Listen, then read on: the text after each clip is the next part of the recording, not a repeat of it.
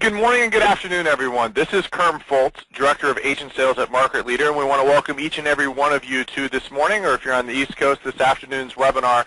And our topic is the secret to converting online leads, and we are extremely privileged to have Chris Smith with us today. And today's agenda is we're going to go over introductions. Chris is going to walk us through how to better understand today's online consumer. We're going to talk about online lead sources, where should you spend your money when deciding where to spend your advertising dollars, what are some of the things that are important, and then Chris lives and breathes how to engage and convert online leads. So we're going to talk about the differences between impressions versus actual real leads and real contacts. He's going to walk us through how to measure ROI on paid leads, and then also share with us some of his most effective follow-up strategies as well. So let's talk about Chris. We're extremely privileged to have Chris Smith with us. He is the Chief Evangelist for Inman News and the Chief Paper Killer for .loop. Before joining Inman and .loop, he co-founded the award-winning blog Tech Savvy Agent. As well as in 2010, he was named the most influential person in the real estate industry. So it's with our pleasure to have Chris Smith join us. And our agenda today, Chris, is we're going to go through some of those things, the secrets of converting today's online consumer, and then also allow our audience today to take Q and ask questions for you and get some of your expertise. So, Chris, thanks for joining us today. Thanks, Kerm. Pumped to be here, and couldn't be more excited about the topic. It's really important, and I just also wanted to say, anybody that's on Twitter, I know a lot of people tweet during the webinars. We got a ton of people on this call. If you're tweeting, use the hashtag Market Leader. So #Market Leader. And I'll go back afterwards into Twitter and take a look. But, there's going to be a ton of takeaways, and thanks for having me on, Kerm. Hey, you're welcome. And then I just also chatted in the go-to meeting, so if you want to put that and post that on your Facebook to have colleagues or friends join us, or Twitter as well, feel free to do that.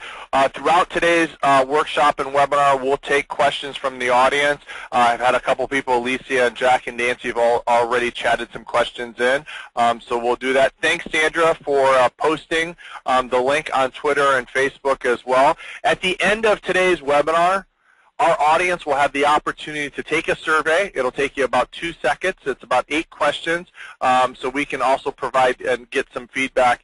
And everyone will receive today's recording and slides via an email from Market Leader tomorrow morning. So, Chris, you talk about, you love this topic. You love to live and breathe this topic. Why?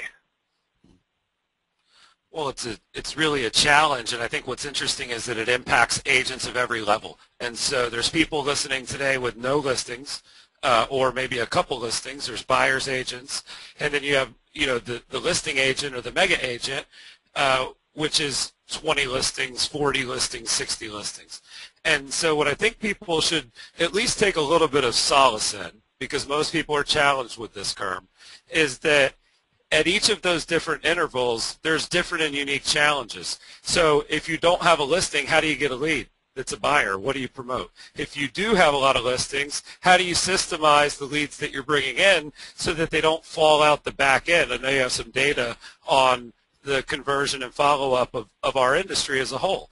And so I just want people to go into this call with an open mind that what might not have worked before, it may have not necessarily been that internet leads aren't good, or that Craigslist leads suck, or whatever it is people say.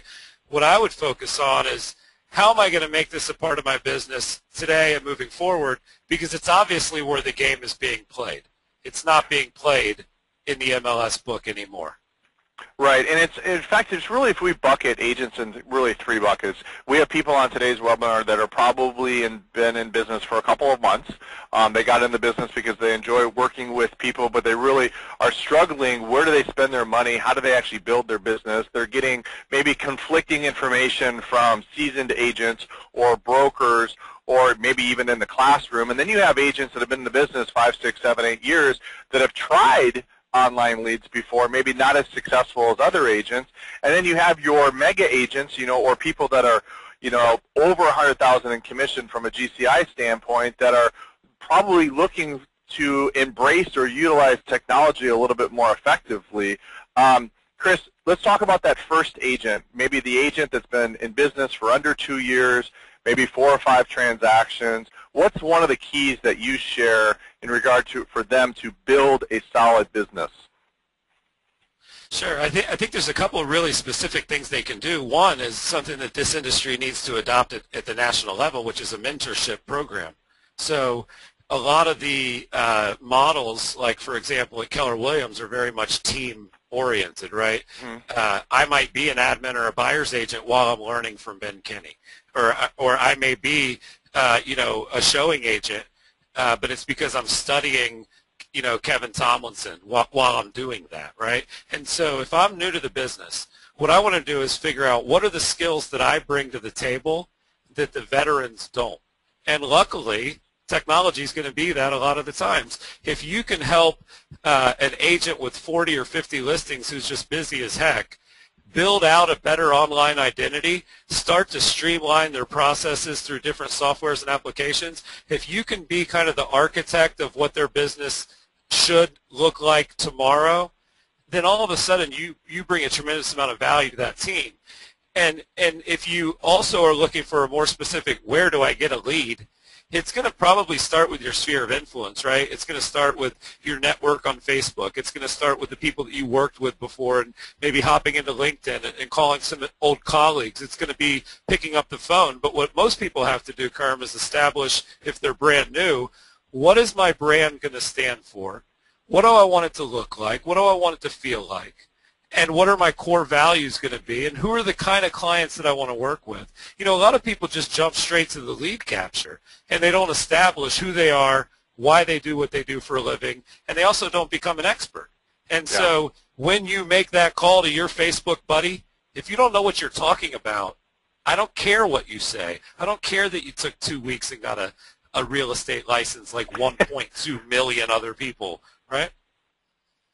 Yeah, I think that's a great point, and so often in regard to like branding, like what is someone's expertise? I think that's some great advice that you just started with. If you're a new agent, or maybe you're even an agent that's been in the business for 5 or 6 years, the great thing about January coming up is it's that natural time to reset goals and push the reset button. Determine what your brand is, determine what your expertise is. Can you maybe share some ideas in regard to demonstrating expertise? Sure. I mean, think about it this way. So let's say you're an agent in Boston, and you're this new agent, and there's just these established people. I mean, Kerm, 7% of the licensees are doing 93% of the deals. That is unheard of, and it was 80-20, and it just keeps getting worse because the teams at the top, the fat are getting fatter. Mm-hmm. And so if you're that agent with really no strategy, your best bet is to literally, what is the smallest feasible market that you can go after? My buddy Darren Persinger, he's a real estate coach and a good friend. I was the pastor in his wedding. And his wife, her brand online is high-heeled homeowners, right? Well, that alienates almost every man, not all of them. Right? Yeah. I mean, almost 99.9%. Yeah, so almost every guy's out of her marketing. And the point is, that's good. Think about Apple. The people that love Apple, but the people that don't, they hate Apple. They would never use Apple. So what is going to be that sliver of the market that you're going to actually be willing to alienate everyone else for to become the market expert for? And that could be gender-based, age-based, property type based. It could be, think about there's a lot of people that are very analytical, and then there's a lot of people that are very visual. So again, who are the kind of clients that you want to work with? What are the kind of properties you want to sell? And then how are you going to dominate that one little sliver? That's what all the top agents do. They don't dominate a city. They dominate a little borough. A niche. A niche, if you will. So I think that's great advice. First of all, is determine what your niche is, determine what your expertise is as well. And if you think about it, Chris, too, is generating leads, engaging leads, actually converting a lead into a transaction, and then continuing a relationship is really how agents most effectively build, grow, and then ultimately manage, so they become part of that 7% or 10% that dominate a particular market.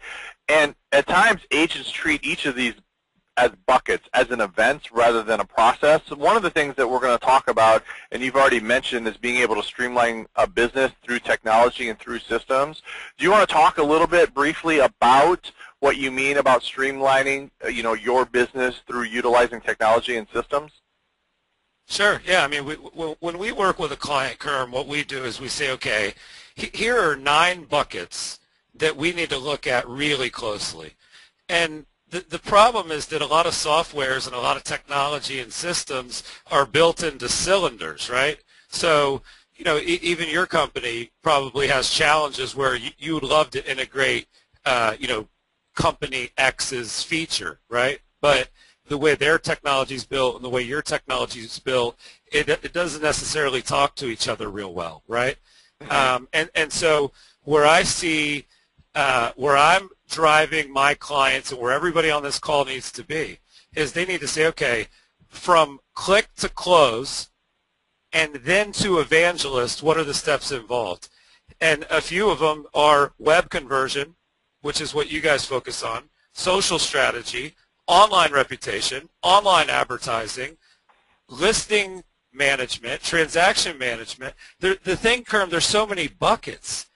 Lead generation for most people is a 1 or a 2 when we survey them, but so is lead follow-up. And we've yet to meet a team. We're working with 12 agent teams and all these big teams. We've yet to meet a team who has said our lead generation is a 9 and our lead follow-up is a 9. So again, I don't think anybody's pulled it off, and I'm betting my business model on it, in fact. So hopefully that makes some sense. Yeah, and I think I just actually started a poll question, and in 2013, I want everyone to participate in this poll question. In 2013, what do you think you need more of? Do you think you need more leads? Or I have plenty of leads, I just need a more effective approach with leads? Or is it that you actually need more effective tools to engage with all the leads that you're currently working with? Or is it all of the above? I need more leads, I need a better approach, and I need more tools to more effectively engage today's consumer. Here's a great stat, which I find interesting from Hebert Research. Chris, 90% of buyers would use their real estate agent again or recommend them to others. However, only 10% of repeat buyers use the same agent they used previously to buy or sell a home. What are your thoughts on that? Yeah, I think what that comes down to is, yeah, sure. And I think I have a slide coming up, and I'm going to show the challenge, because the average brand, even that's a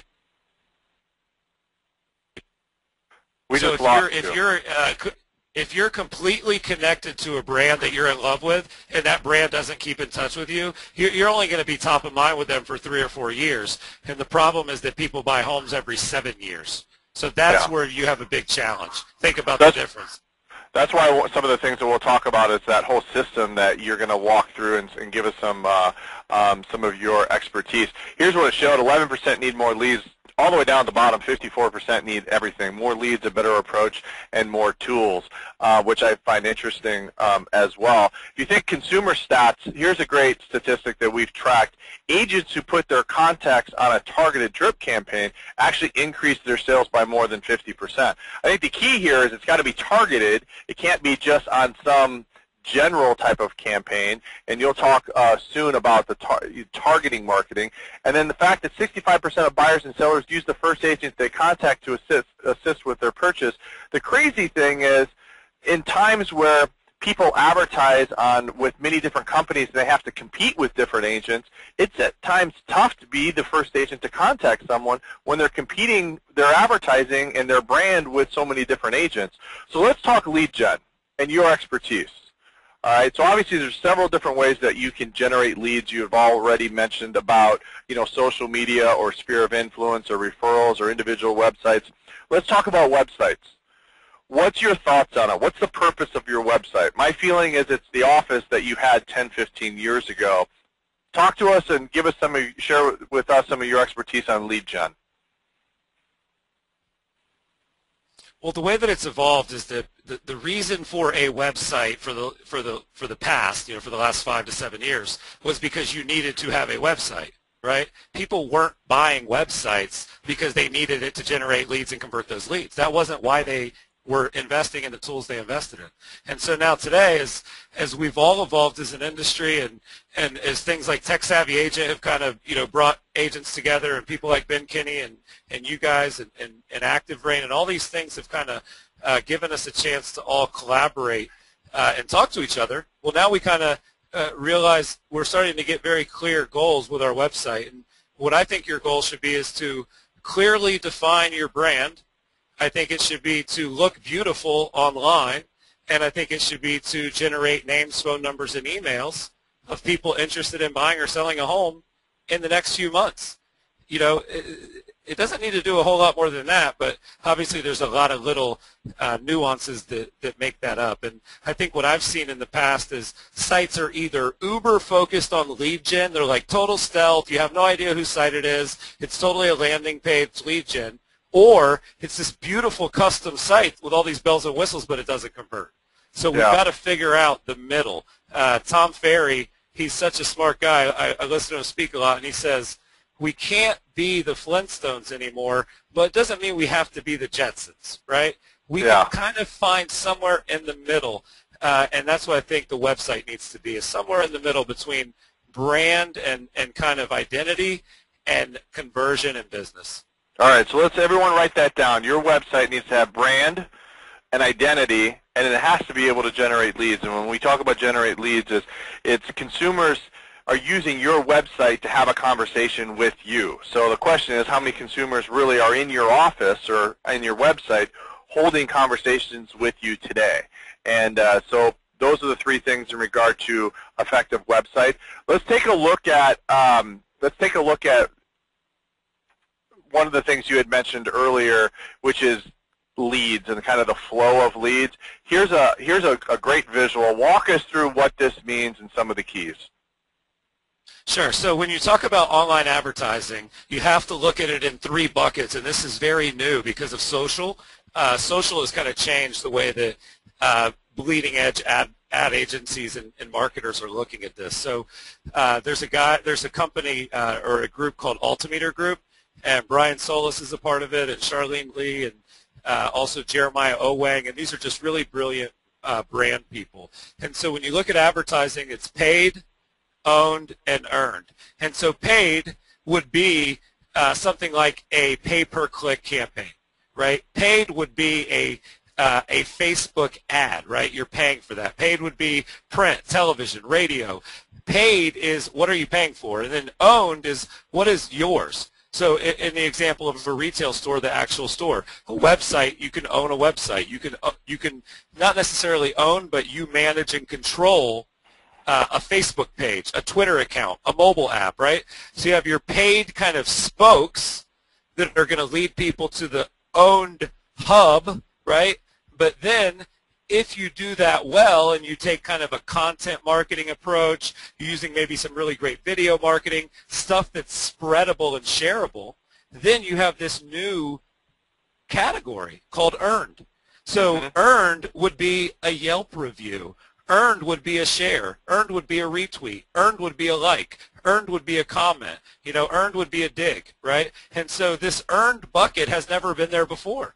So if you can get the paid bucket in order, and then you can get the owned bucket in order, and I'm not downplaying the challenge of getting those in order, when that happens, the beauty is that there's this new earned bucket, which is word of mouth becoming world of mouth thanks to social.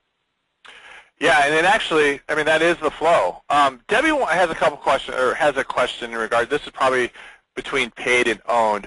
She has a company website. Okay, so her broker provides her as a website. Does she get a personal website as well to create brand that way and to generate leads? Well, I think that's a common question. I think it's just probably not the question she should lead with. So I think the better question, Debbie, is to don't start with do you need another thing. Start with is what you have now working, right? So if she were to follow up and say that broker website that she's getting was getting her 8 deals a year and it costs her $10 a month, part of her e-edge, right? What am I going to say? I'm obviously going to say don't make a change, or maybe it is time to add an additional website, right? But if it's not working and there's not the customization that you're looking for, it doesn't put your brand and identity, and it doesn't do the things that we talked about, then that's when you start looking. And in my opinion, and hey, I speak at all the big conferences for all the brands, and I love them to death, and they pay me and all these things, but listen, they are not in the business of building websites necessarily. They are in the business of taking care of their franchisees and their brokers and their agents and the consumers. Now, they're obviously all starting to build these really robust websites and tools, but at the end of the day, a lot of times your broker-provided website is you get what you pay for. It's a free broker-provided website, and if you get a couple calls a year from it, there's return. But if it can't do what you want it to do so that it attracts the clients you want to work with, then you need to look for another option. Yeah, exactly.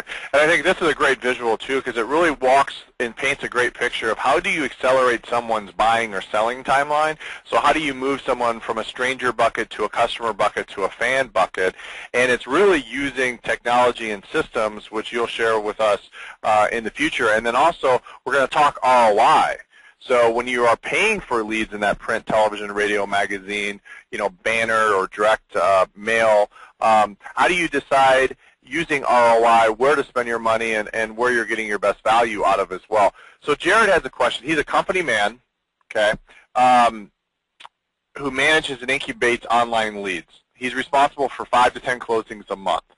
His quote, "What kills me is that I think I can easily double this. The true disconnect that I feel is when the customer goes from me to the showing agent.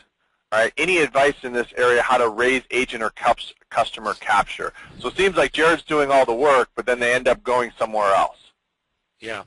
Well, here's what it is. He's getting quality leads, and he wants them to be serviced because he knows that there aren't as many out there as we all like to think there are, right? So if we're able to generate 5 solid leads a month for an agent, and you have Jared's role, that is actually huge. Think about that. 60 quality leads a year, 5% of them convert, 3 deals, do the math, right? I mean, whatever it is. But I think in this scenario, it's a very, very big problem. And I want people to look at a website, and I use it all the time. And it's really where I think we're going to end up as an industry.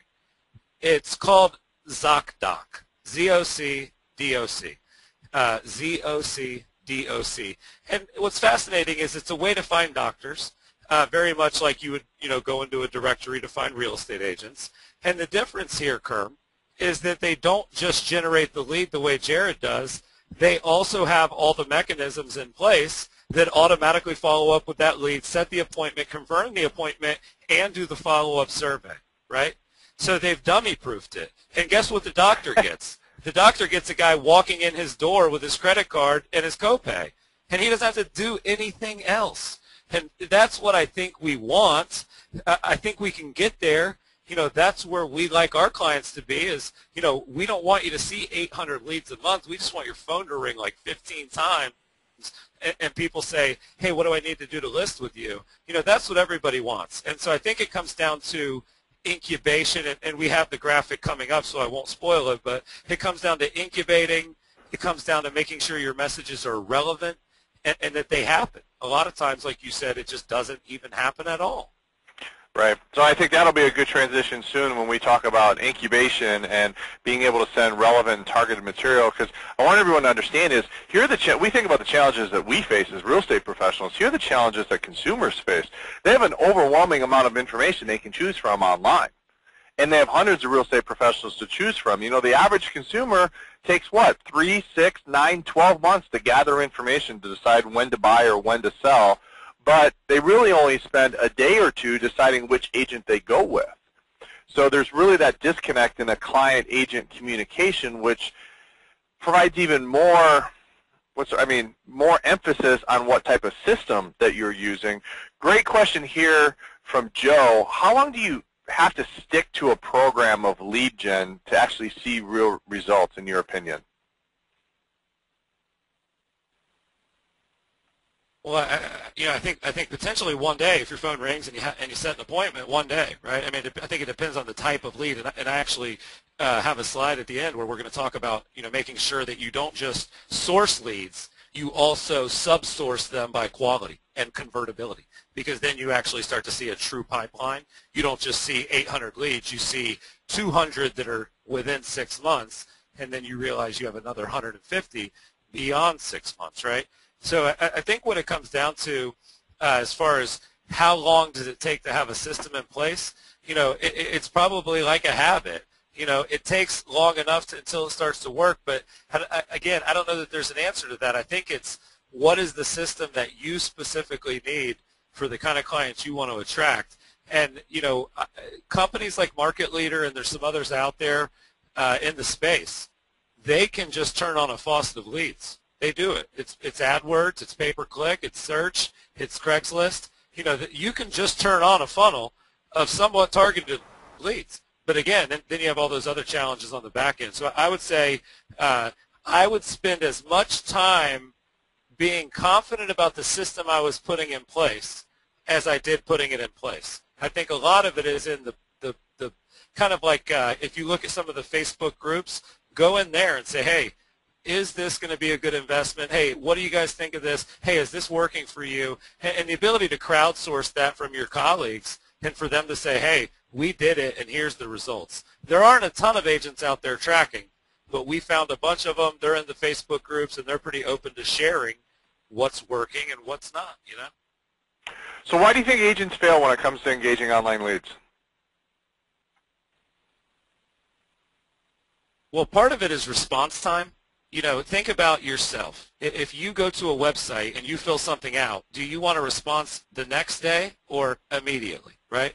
And then if you do get a response immediately, are you going to pick up that phone and call and buy immediately, or are you probably going to maybe need like another little nudge, right? Another little kind of like reminder a week later or 2 weeks later that, hey, we're still here if you need us. So one of the biggest things people can do to fix their funnel, this is a very X's and O's tactical approach. Okay. When you get a new lead, typically we do have that autoresponder, right, that says, thank you so much for signing up. Anytime a new property between this price and this price hits the market, we will let you know, right? Or people will get a lead and they will put them into their monthly newsletter, right? So I sign up, as a lead on the 18th, and when you do your next email or your next mailer through the mail, you're going to hit me on the 10th of the next month. And so one of the tactical things people can do is when you get a new email, you need to have a welcome series, okay? So it's not necessarily, hey, thank you so much for signing up. We'll let you know if anything comes down the pipe. It's step one, thank you so much. By the way, here's where you can connect with us socially. Step two, one very specific awesome feature that you offer on your site, right? So step one is thank you so much, here's our social stuff. Step two would be, hey, did you know that our site does this and you can try it right now? And maybe that goes out 3 days after the initial email. And then maybe email number 3, maybe about a week after that, says, did you see what one of our users recently posted? And that may be a testimonial or some kind of case study. So when you do that, the unsubscribe rate goes down, the engagement over time goes up, the click-through rates go up, and you have a better lead than to drip on monthly or to monthly newsletter. So systemizing the welcome is something nobody's doing, and there's proven data that helps quite a bit. It actually I love that, everything you just said there. In fact, everyone, remember, when you take the survey at the end of today's webinar with Chris Smith, you will receive today's recording. And I think this is a great visual, Chris. And I think what you had just mentioned is systemize the welcome. And really the outcome or result of being able to systemize that welcome is now that lead is sticky.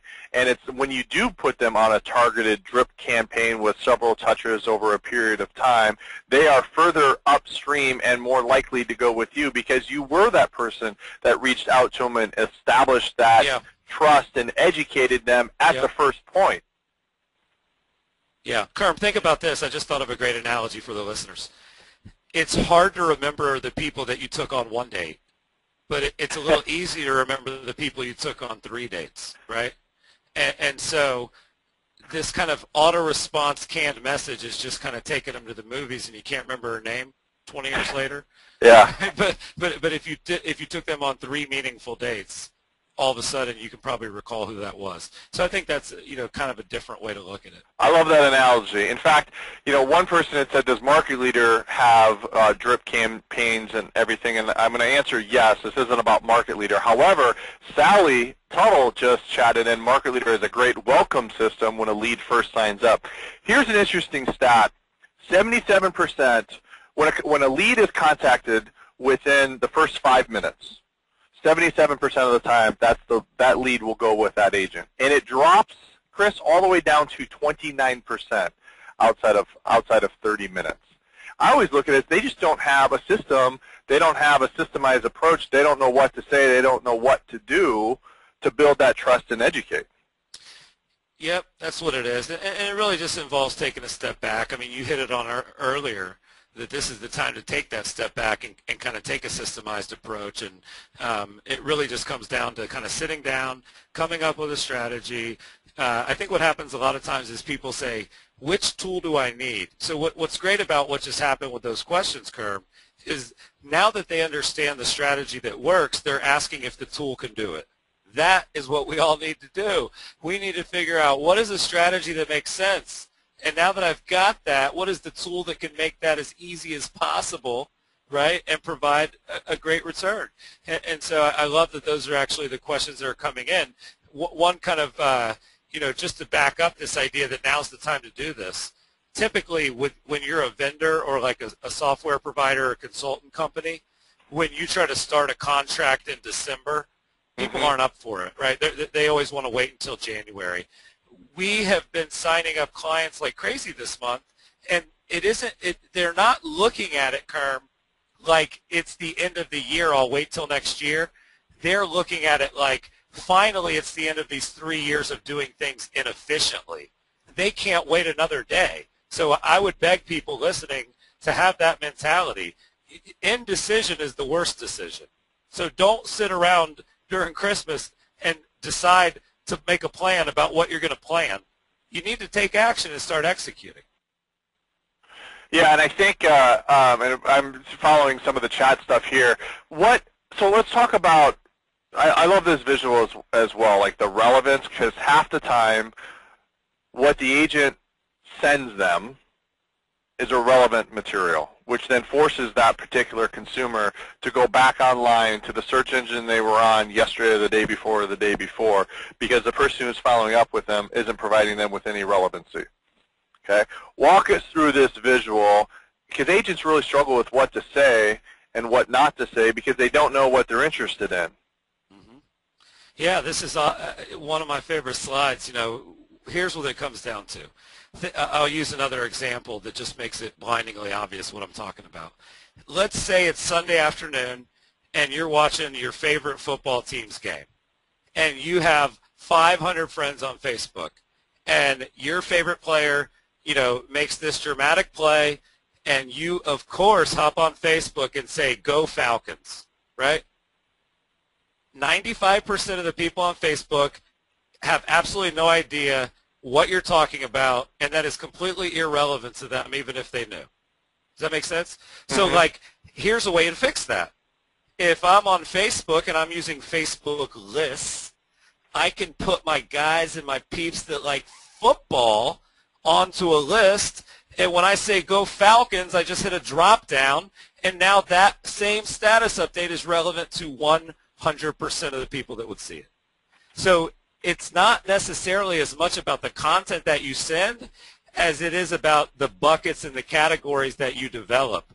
And so if you want your marketing to be really, really relevant, you have to develop a lot of buckets. You can't just have buyers and sellers. You can't just think, I'm going to put 1,000 people on the same 33 touches and it's going to be relevant to them all. Yeah. You can't think that way. So you have to have expireds, FSBOs. I actually recommend lifestyle categories, parents, people who like golf, right? I mean, look what just happened with the tragedy, Kerm. If you have a categorized parent group in your database, you can have a relevant email with them about that. but you can't just send it to everybody that signed up for listing alerts. See what I mean? Yep. I think you have to have a couple of things, and most agents on today's webinar, they don't have a contact management system, Chris. They have a database. They have a database that stores a name, an email address, a phone number. They don't have a management system that manages and engages leads. So you have to, when you get a lead, don't you really have to put it on in a specific group, which is attached to a specific campaign, which is attached to a specific type of alert that's educating them and accelerating their buying or selling timeline with more education and more knowledge? Yeah, it's pretty simple, and I think it applies to every industry. I mean, if I go to your restaurant's website and I ask you to send me emails about special events, right? And then the next day you send me an email about something that's not a special event. You've lost trust with me, and I'll never opt in again. And so one of the things people have to start doing is we can tag a lead through Market Leader. We can say, hey, this is Market Leader, right? This is Zillow. This is Craigslist. This is whatever, right? You can categorize your leads. But I think the secondary mechanism that you have there is you have to have kind of a second level of internal categorization. And whether that's a 1 through 5 system, you know, whether that's an A through D system, something that you kind of make up on your own, you need to have that secondary level of organization, because then you can go in and say, I want to pull up everybody that's a buyer that's a parent. I want to pull up everybody that's a seller that goes to church. And the more of those little tags you can apply, the more relevant it gets. If you want to market to plumbers who, you know, like rock music, you can do that. You just have to tag them. Yeah.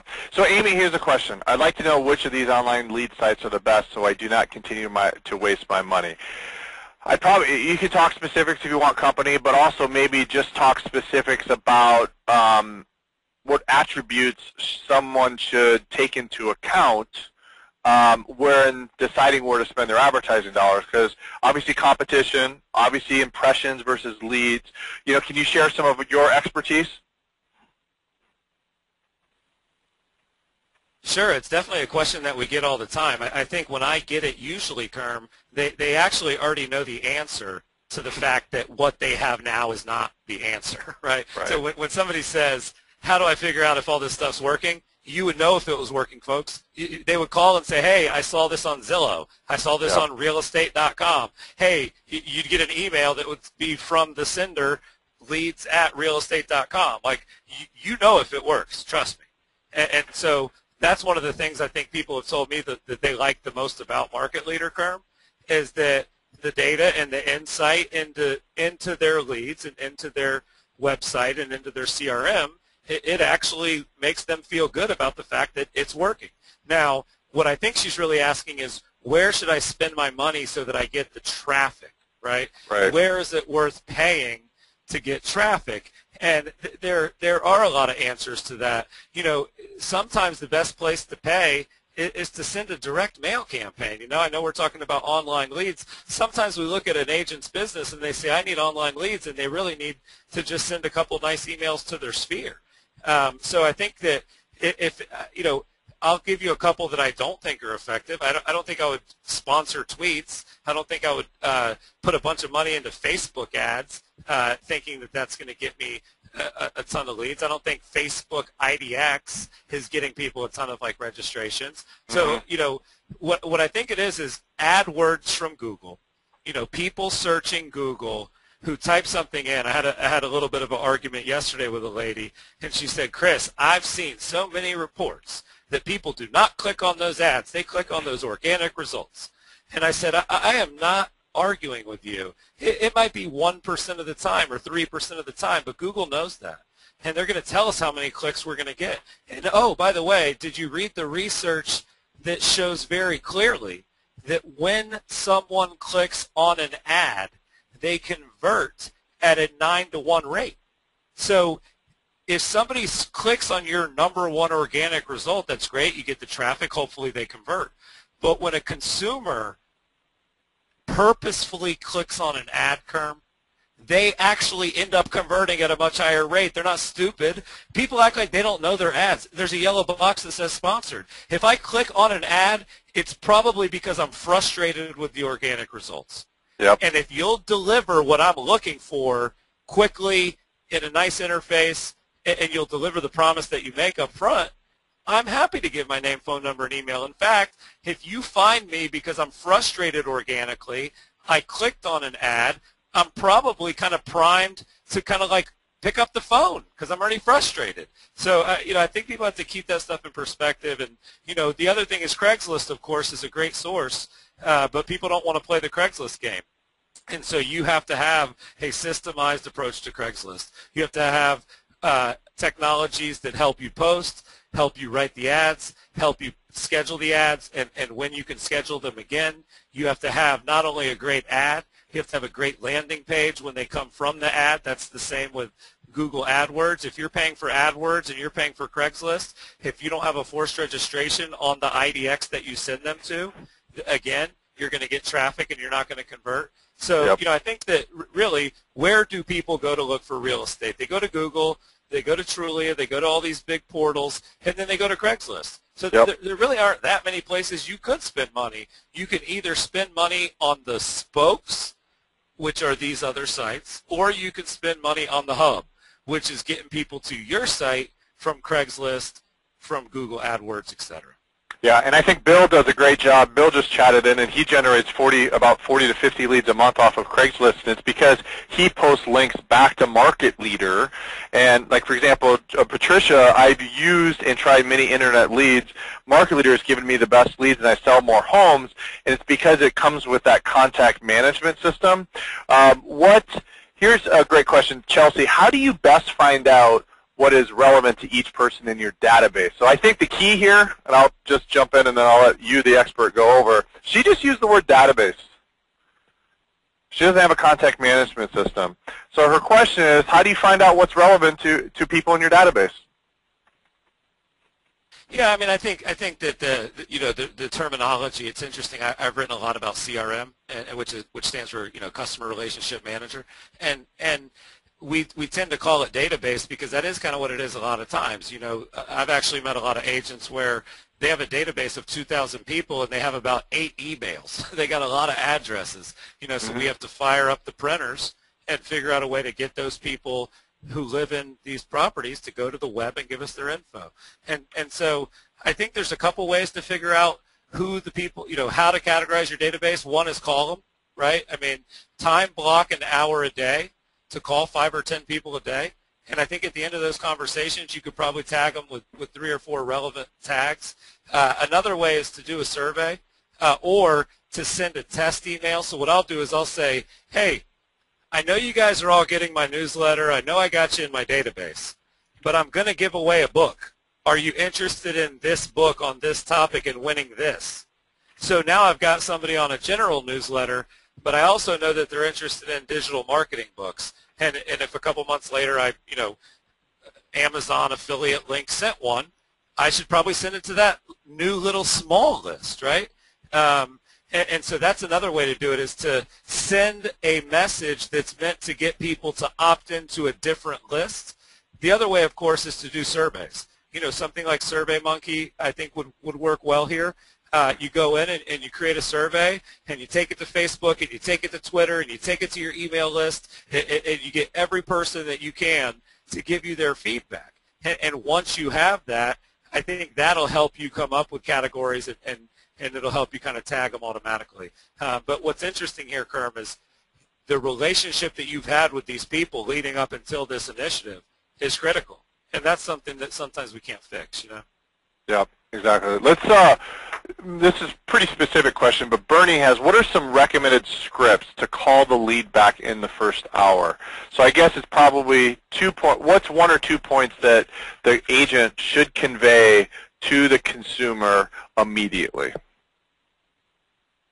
Well, I'm gonna take a little bit of a different angle, but it's going to answer the question probably even better, which is, what do you say when somebody calls you off the web, right? When somebody calls or emails you, so let's say Zillow or realestate.com or realtor.com or any of them, right? If they call you and they say, hey, I'm looking for this property. I wanted to get more information on this property. What I've noticed, Kerm, is that what a lot of people say is, oh, great, let me look it up for you. They become an order taker. They become the same as the person at McDonald's that says, would you like a number 1 or a number 9, right? Mm-hmm. That is not a sales professional or an expert at what they do. What the experts do is they dig deep. I always say dig deep or go to sleep. If you're not going to dig deep, these are people just like people offline, online. These are people. And so when you get a call about a property, instead of saying, oh, let me look that up for you, you should be asking questions about, do you guys own a home now?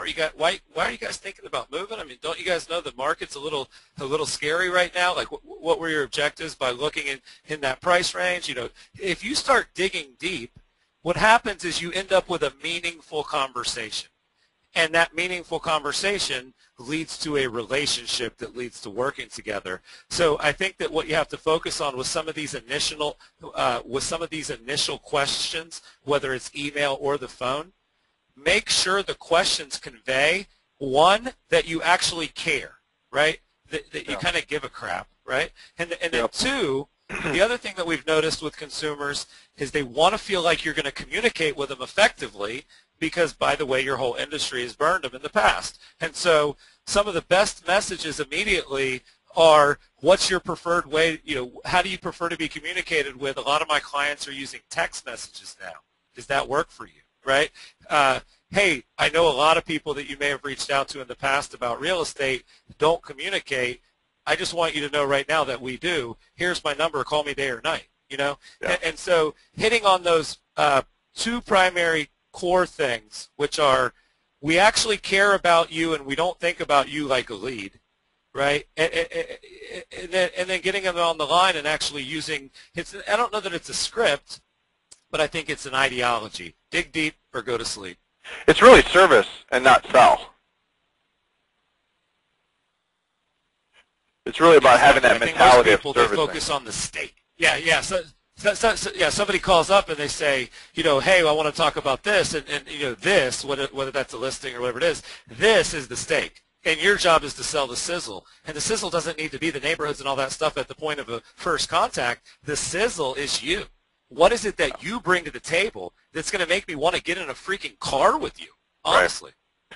Yeah. What do you say and how do you convey that message to eliminate them from going back to that search engine or website that they originally found you on? Interesting, like Patricia, what a story this is. She got a lead at 1:30 in the morning, contacted it right away. Okay, I'm not sure if it was by email or by phone. $1.3 million lead closed. Joe, Bill, Mike, Judy, all these people want to know, can you give and provide an example of a system or a contact management system that you would recommend? Yeah, I mean, obviously Market Leader sponsors this, and we want to make sure that everybody takes a look at their options. But there's one system that seems to be kind of a complement to Market Leader, so I'll touch on it.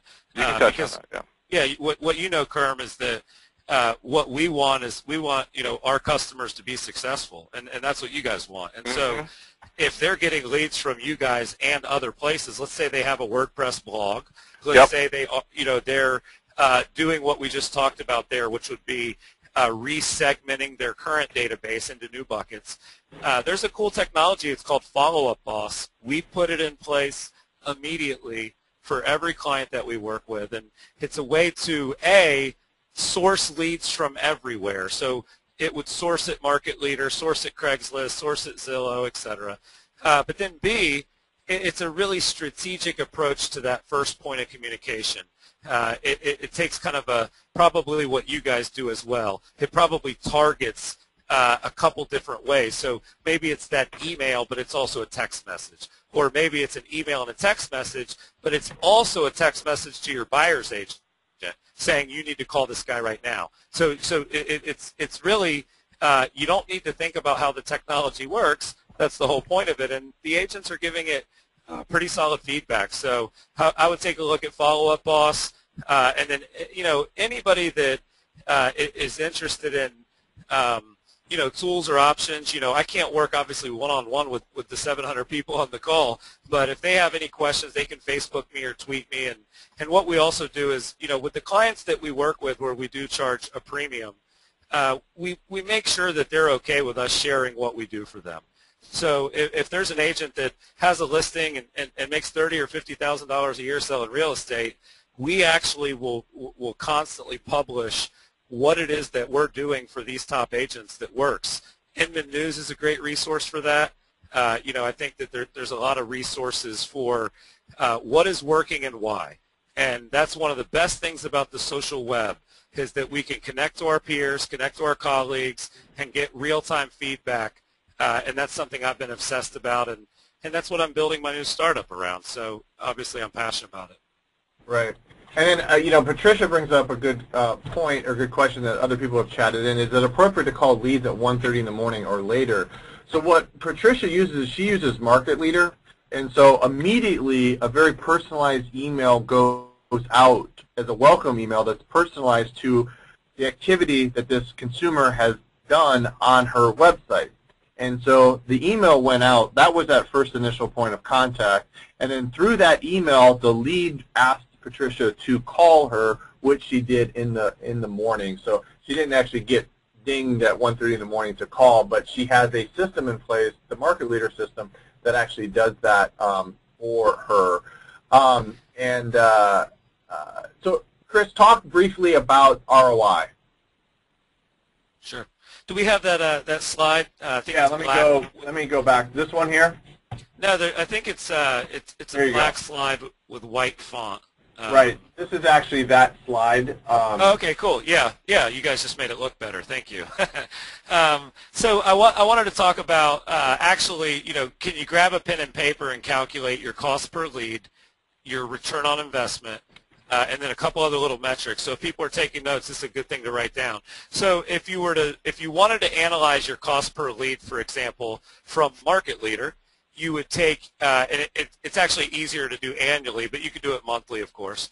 You would basically run a report, and you would run the total number of leads generated over a 30-day period, divided that, and then you would divide that by the spend, right? So if it cost me, hypothetically, $1,000 to generate 1,000 leads, my cost per lead would be $1, right?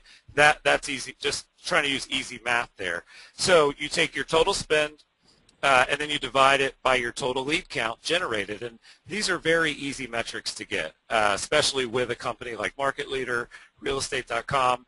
They have to report whether this stuff works or people won't renew.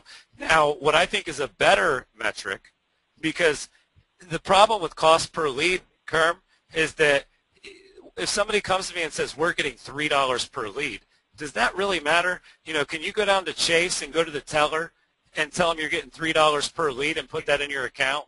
Probably not, right? He'd probably laugh at you. So you can't deposit percentages. You can deposit dollars. So my favorite one is just the ROI. What is the return on the investment that I made? So again, you could do it monthly. I think it's smarter to do it either quarterly, twice a year, or annually. But for example, again, we'll use simple math. If it costs me $12,000 per year to invest in Market Leader, and again, I'm making these numbers up. Please don't be mad at me. I'm probably saying something too high or too low. But if it's $1,000 per month, and it's $12,000 per year, and I generate $36,000 in GCI from closings that happened through Market Leader, that would be a 3-to-1 return on investment, right? That would be a 300% return on investment. And think about your bank account, right? Think about some of the other investments that we make that give us 1% or 8%. So when you would look at it in that light, you can't look at only the 12,000. You have to look at the 36,000. And so how do you figure out, did I close business from Market Leader or from anywhere? What you need to do is you need to run a comparison of your leads generated from that source, and you need to run that next to your MLS closings over the same time. And then you basically can just find the overlap, and you can see, okay, 7 of the people from here actually ended up getting put into a pending in here. And it's really not that complicated, right, Kerm? No, not at all. And especially if you already have, if part of your contact management system has those tools in there, so you can easily plug that information in. I think that's when you start looking at what contact management system to use. So many times agents spin their wheels piecing together their business with several different systems. I think it's important to have those tools within their system and definitely see where, the investment that they have and where their dollars are spent in regard to the advertising part. Here's Neil wants. Here's a quick question. I know we've touched on this, but Neil wants to know, when you get a lead with just an email, what should you say in your first response to that lead? It doesn't really change if it's verbal or email, does it? Well, a little bit. I mean, there's obviously there's an awesome book called 6 Pixels of Separation, right? There's a little bit of separation between us because, the digital element. But I think that, things that are short and concise, I think we tend to, as an industry and as marketers, we tend to be a little bit too wordy. And we tend to try to tell somebody our whole life story on that first email. Without a call of action. Yeah, there's no call to action. So, like, one of the things I would have done, we actually could just use Patricia's example, Kerm. When that email lead would have come in at 1:30, one of my emails probably would have said, when we communicate, a quick one sentence, hey, got everything that you sent, thank you, right? Thank them, of course. And then when I follow up, is it better if I call you or text you? Question. That's it, right? I mean, that's it. And then what ends up happening is you get 100 leads, and like 18 of them respond to that email and say text or call. And, and now you know who you're going to date, not just who you went to the club with, right? Yep. Love that analogy. Love that analogy. Let's take a few more questions and chat ideas and thoughts. But for those people that aren't familiar with Market Leader, and Market Leader is presenting and providing this webinar featuring Chris Smith. So Market Leader founded in 1999, actually by a second-generation real estate agent. So what I love the fact is for 13 years we've been able to provide real estate professionals, if you're a managing broker or team or office or individual agents, with an entire solution. So what I like is the fact that being the leading marketing partner to the real estate industry, Market Leader provides you with exclusive leads. So unlike other companies that maybe share leads with several different agents, or you're branded on a page with several different agents, with Market Leader you are provided exclusive leads in an exclusive area, and even better, you have a guaranteed number of leads each month, so you can easily predict the number of new people that are going to be in your pipeline. And it comes with, I believe, the best follow-up tools in education, ongoing education, and drip campaigns, and email alerts, and listing alerts, everything integrated within the MLS. And so what that means is you have one solution with one login and one price and one company. And so obviously I'm very passionate about the Market Leader system and solution. There are several different companies where you can spend your advertising dollars, and I encourage you to choose one that's best for you.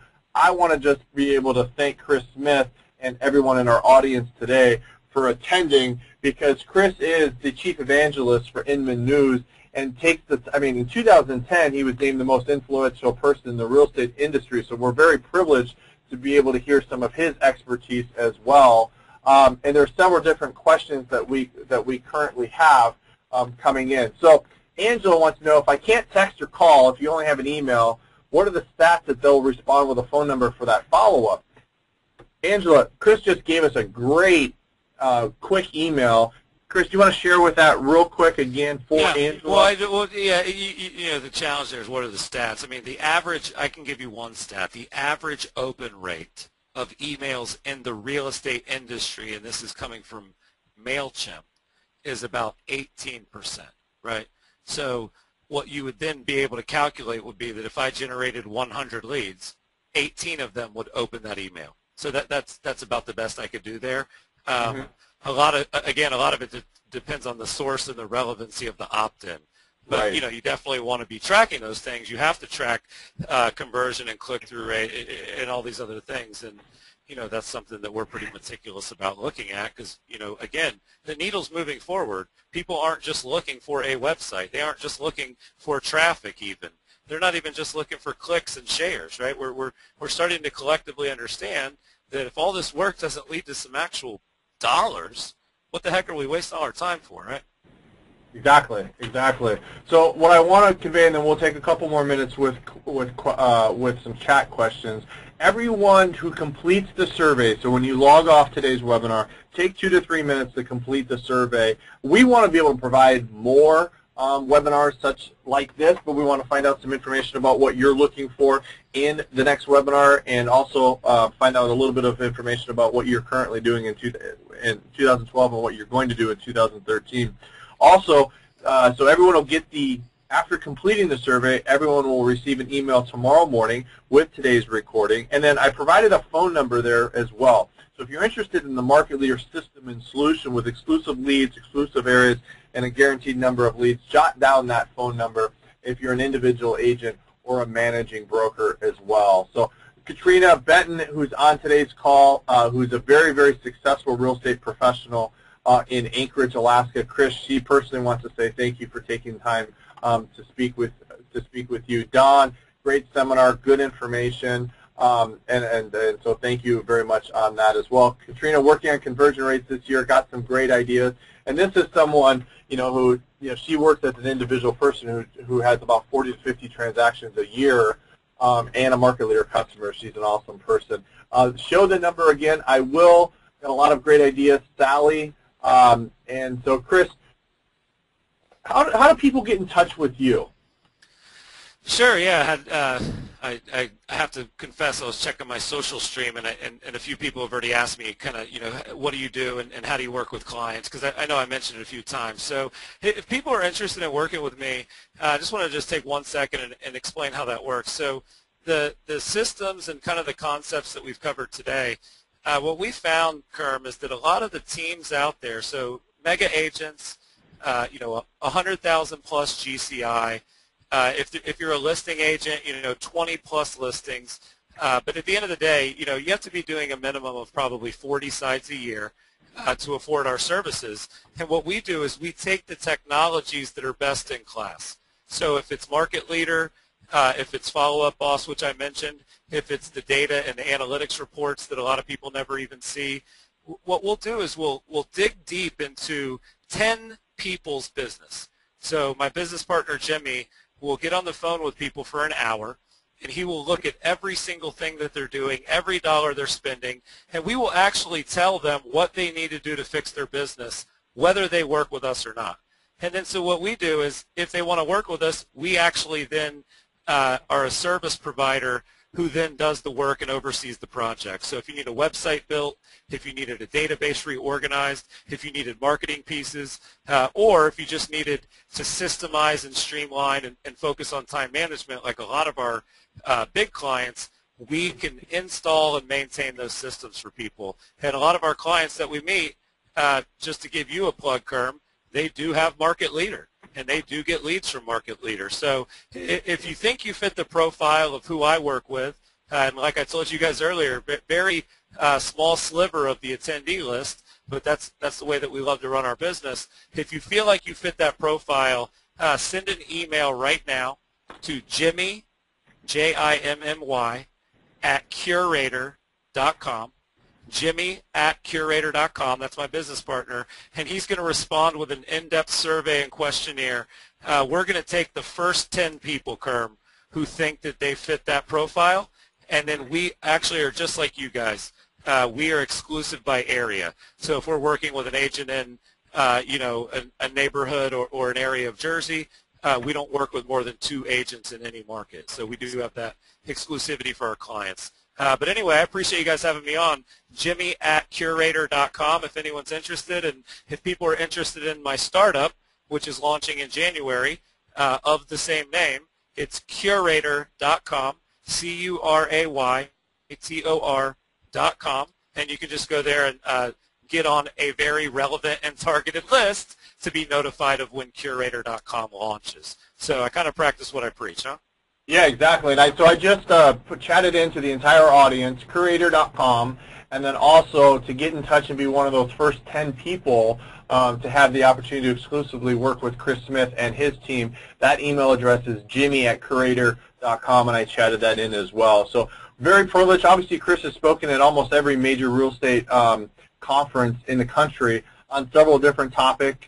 If it's converting, secrets to converting today's online consumer, if it's social media marketing, if it's video production, or mobile apps. So a lot of people are thanking you. Chris, you're the best from Arthur. Gail, thank you for the new information I didn't know about. It was awesome. Kevin, fantastic webinar, best I've heard in a long time. That's from Kevin Baker. So thank you very much on that. One question I do want to take, Jared, I thought, because this is coming up once in a while, I've heard is, notice a trend in online customers wanting to work with or talk to the listing realtor. So Jared has a few ideas and ways that he attempts to overcome this. But one, have you noticed this, Chris? And two, do you have a technique for overcoming it? The buyer wanting to talk with or work with the listing agent.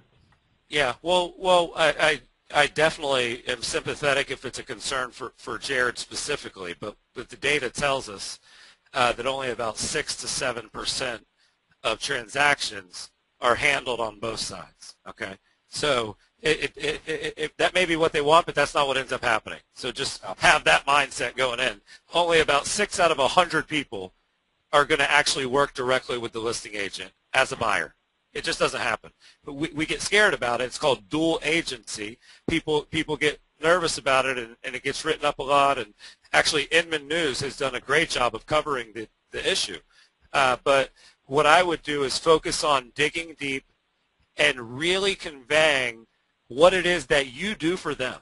And if what you do for them is open doors, they may not want to talk to you, right? If what you do for them is send them emails of listings, that may not be enough to keep them from wanting to go to the listing agent.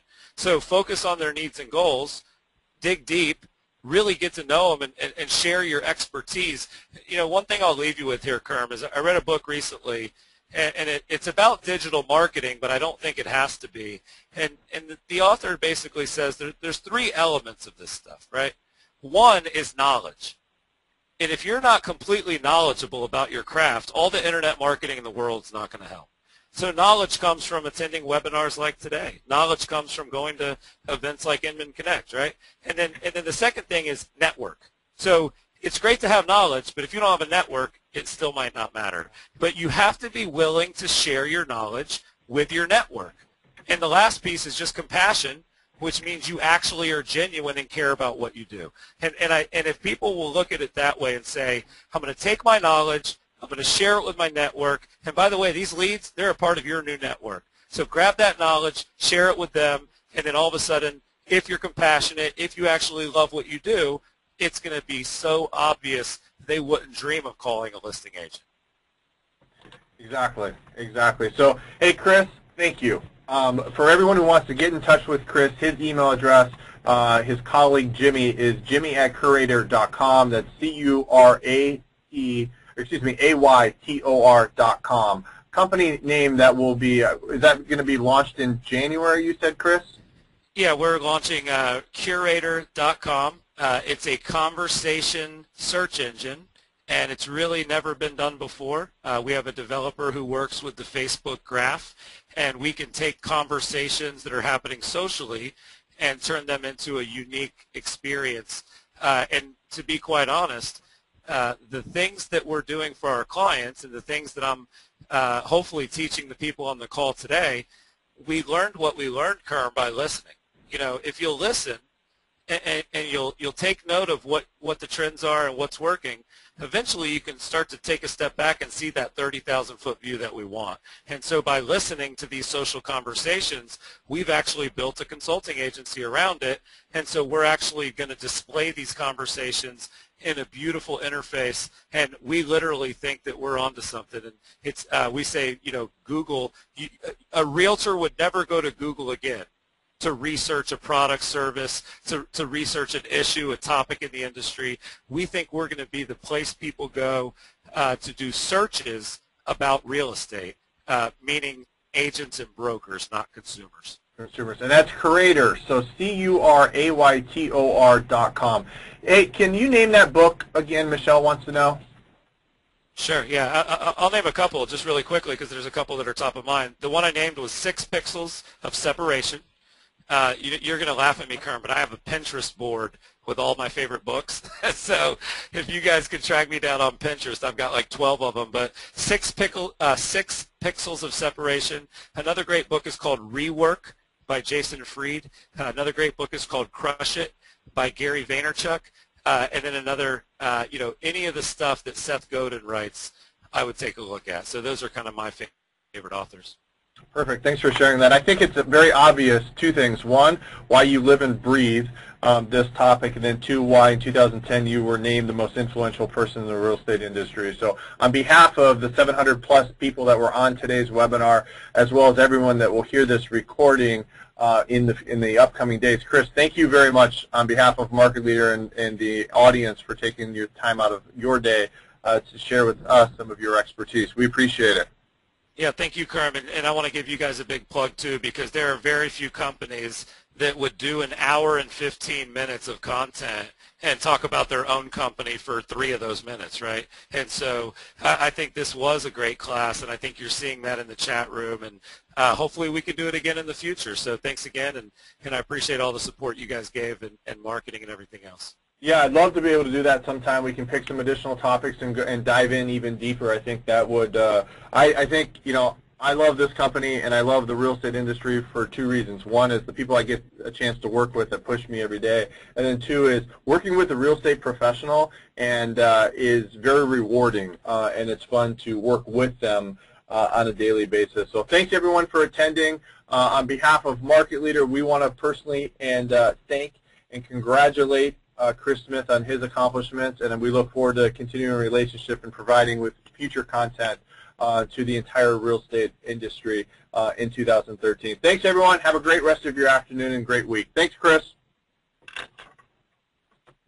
Take care, everyone. Bye-bye.